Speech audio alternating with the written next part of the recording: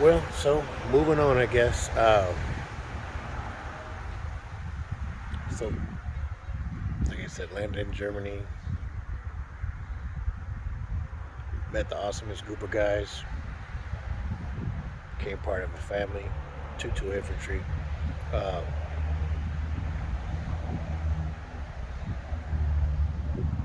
1999, 2000, went to Amsterdam for the first time. And like I said, I gotta make a correction. It wasn't with Michael Beedham, it was with Steve Billington and Mike Christian. Well, we went there for the turn of the century New Year's, and oh, and I learned something very interesting about Amsterdam and the dynamic, uh, different than what most people would think about Amsterdam or see. Um, but I'm a quick learner, and I left back to Germany, and then jumped on a plane, flew to Macedonia, and then was taken to Jelani, Kosovo, and then we did our job, came back home, and I started to branch out into Europe and embark and learn even more. But Amsterdam definitely was a focal point for me, and having endured all the abuse and the violence and the gladiator school of Fred C. Nellis School for Boys and everything else, I was primed for, you know, oh, how'd you say, a need for a therapeutic means. And when I arrived at Fort Benning, not long thereafter, I noticed a change. And by the time I graduated from Fort Benning, uh, yeah, it was definitely different.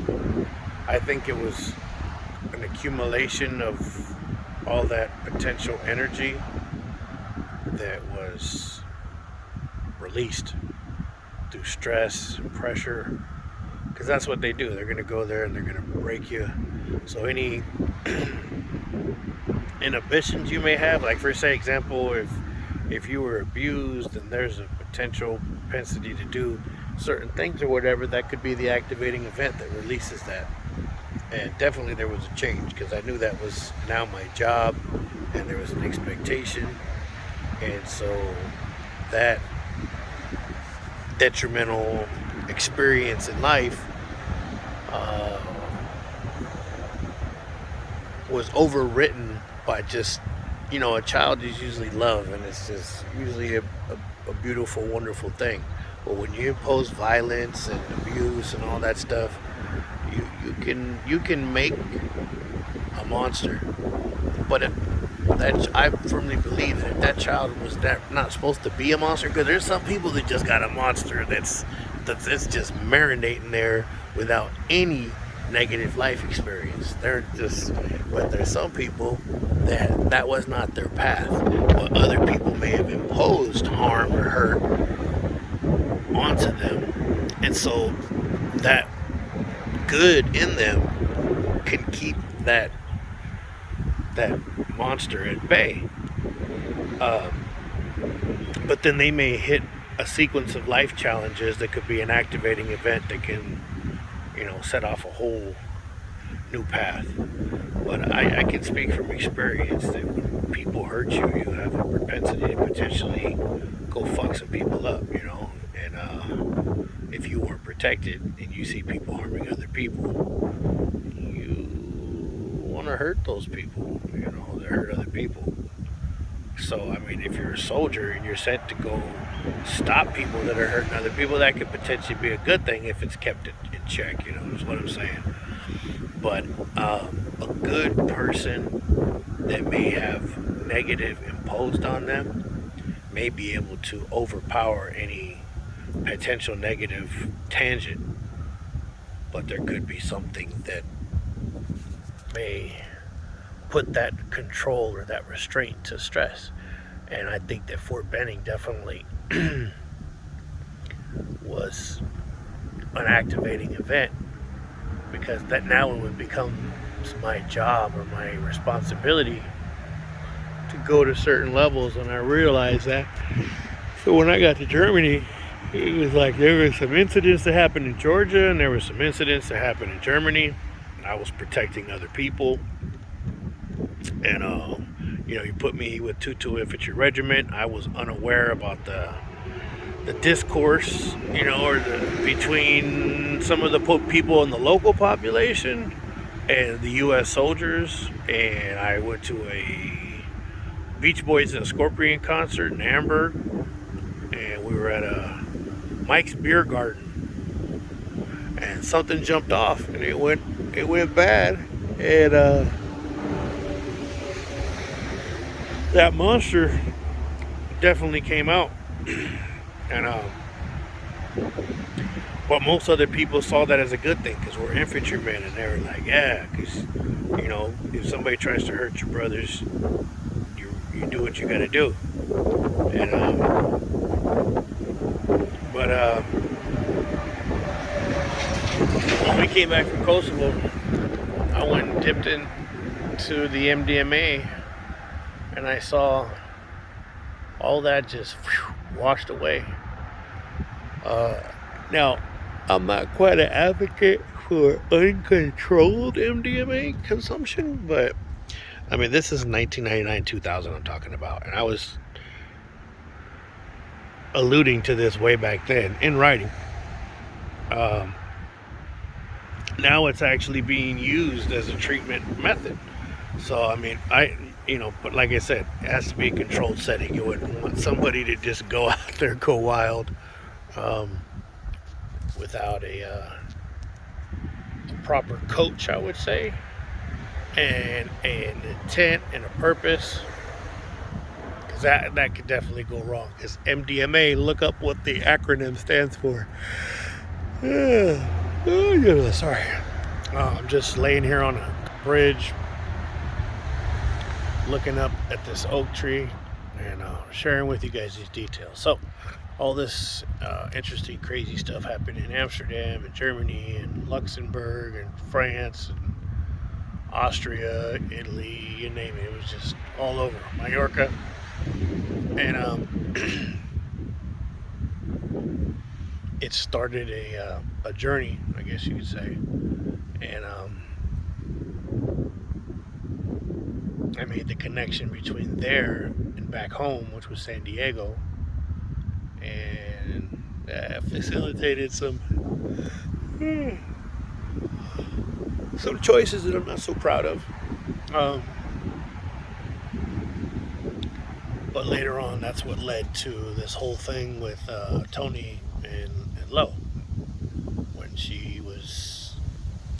that house was hit in Bonita, thanks to Tony's stupid ass doing what he did, making selfish choices, and it was consequential to somebody else because they had put that house in their name, and so his choices got her wrapped up. She was not happy about it, but she needed help. She said, yo, could you go? And I went. I flew to Europe, did what I had to do, sent her money, and stayed in Europe. I was there for about a month, just kept doing what I do to send her more money. So later on, when I saw her, it was reasonable to ask her because I didn't see her for a while. And my friend, when I found out that he was murdered, I was in Amsterdam, and I was like, yo, I'm going to get on a plane tomorrow. And that's what I did. I flew from Amsterdam back to the United States. And they told me that his mother was tasked with going to identify the body in TJ, and it just destroyed her. And I knew that his brother, who was a close friend of mine, Gabriel, was just decimated, and his sister and everybody, it resonated pain through the whole family, and that never sat right with me. I know now what I didn't know then, and he had done, he pissed somebody off, there was money involved. Nobody knew that back then except for probably the family members, and so that's why it was definitely suspicious, or it made sense to them that this wasn't just some chance occurrence. Nobody knew what he had done wrong except for them. He had left. He made a foolish decision to come back, probably out of desperation, and tried to go down and get involved in something else. And somebody recognized him, and then a trap was set. And his fate was sealed once he went down there. And I always have to think about his last moments alive. When they know it's over, there's no way out. Because from what the autopsy showed, he fought to the bitter end. But he was handcuffed. And but just when you know they're about to take your life and there's no way out, just that feeling of like, damn, why did I come here? Why did I do this? And I kept trying to relay that to my spouse here because I've known people that have went through that, and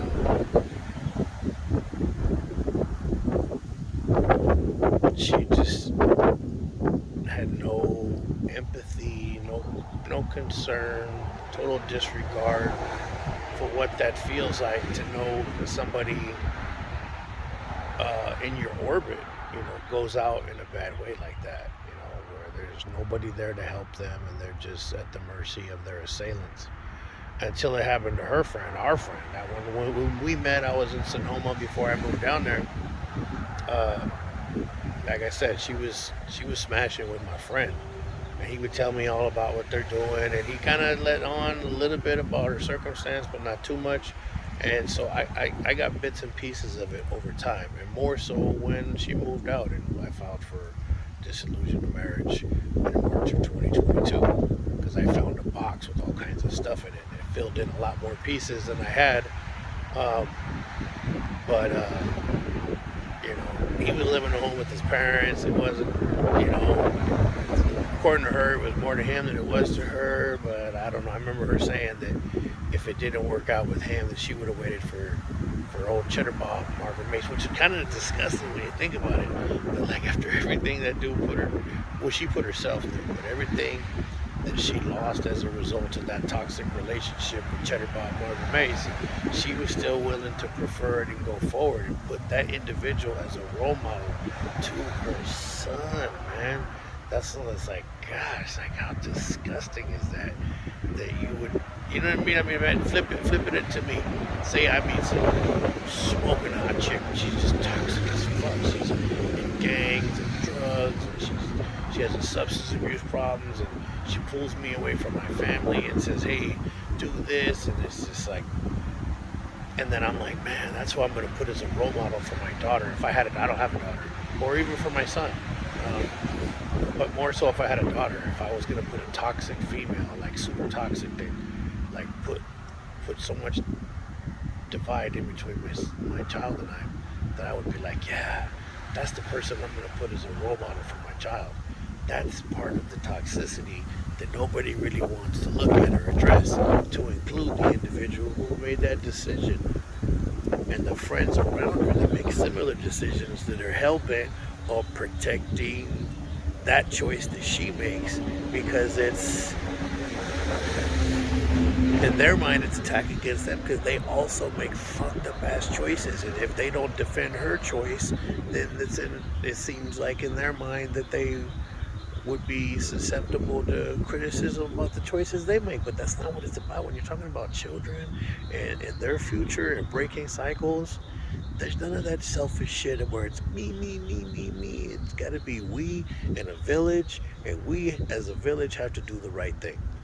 And if people aren't on team with that, if they're going to go in the opposite direction, or if they're, when you have a lot of people in your orbit that don't have children, but they want to party and do stupid shit in front of your children, and you're okay with that, you're a piece of shit, man. That's like rule number one. You got to look at them for okay. This person who is advocating for my negative behavior because they don't have the things that you have a responsibility to, you know, like a family. Like if they're not married and they're just wilding out, and you are, say you got a bunch of friends that ain't married, they live at home with their parents.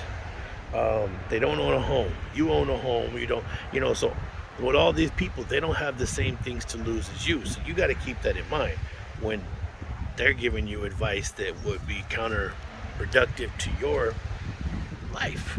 And I went to go speak to that fucking idiot, Jennifer Garcia, and I told her, like, hey man, look, when we come down here, can we go to Yellowstone? Can we go to Yosemite?